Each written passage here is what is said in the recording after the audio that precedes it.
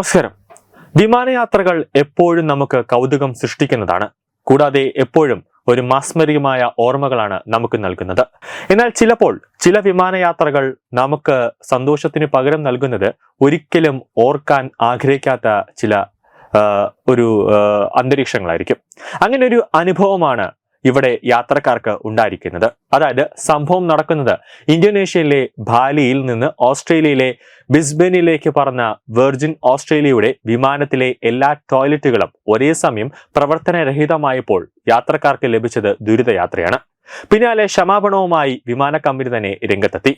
6 മണിക്കൂർ നീണ്ട യാത്രയ്ക്കുടനീളം മൂത്രനാറ്റം സഹിച്ച് യാത്രക്കാർ വിമാനത്തിലിരിക്കാൻ നിർബന്ധിതരായി. വെർജിൻ ഓസ്ട്രേലിയയുടെ ബോയിങ് 737 മാക്സ് 8 എന്ന വിമാനത്തിലാണ് ഈ അസാധാരണമായ സംഭവം നടന്നത്. കഴിഞ്ഞ വ്യാഴാഴ്ച ഉച്ചതിരിഞ്ഞാണ് ഡെൻപാസറിൽ നിന്ന് വിമാനം പുറപ്പെട്ടത്.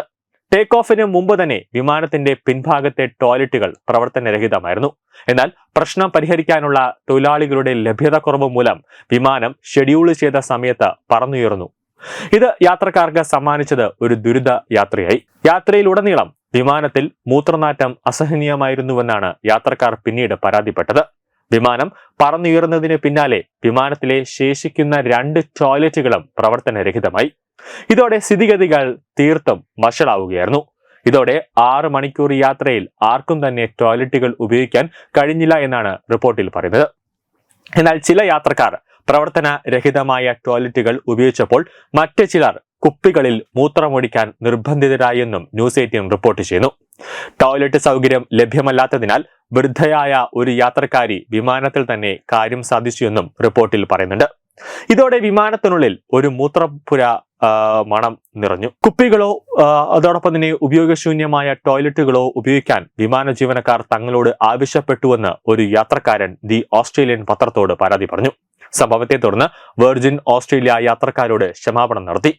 നേരിടേണ്ടി വന്ന സാഹചര്യത്തിൽ യാത്രക്കാരോട് ആത്മാർത്ഥമായി ക്ഷമ ചോദിക്കുന്നുവെന്നാണ് വെർജിൻ ഓസ്ട്രേലിയ മാധ്യമങ്ങളിലൂടെ അറിയിച്ചത്. നഷ്ടപരിഹാരമായി യാത്രക്കാർക്ക് ഫ്ലൈറ്റ് ക്രെഡിറ്റുകൾ നൽകുമെന്നും കമ്പനി അറിയിപ്പ് നൽകിയിട്ടുണ്ട്. കൂടാതെ ലോകത്ത് തന്നെ അടിക്കടി ഉണ്ടാകുന്ന വിമാന ദുരന്തത്തിൽ തന്നെ ജനങ്ങൾ പൊറുതിമുട്ടുകയും വലിയ രീതിയിൽ തന്നെ ഭയത്തോടെയാണ് അവരെല്ലാം തന്നെ വിമാനത്തെ നോക്കിക്കാണുന്നത്. പലതരത്തിലുമുള്ള റിപ്പോർട്ടുകളിലും സൂചന നൽകുന്നത് ഓരോ വിമാന കമ്പനിയും യാത്രക്കാരുടെ സുരക്ഷാ കാര്യങ്ങളിൽ വലിയ രീതിയിൽ ഒരു മുൻഗണന നൽകുന്നില്ല എന്നതാണ് യാഥാർത്ഥ്യം. ആ ഒരു തെളിവാണ് ഇപ്പോൾ വിമാനത്തിൽ ഉണ്ടായത്. ന്യൂസ് ഡെസ്ക് തത്വമൈ TV.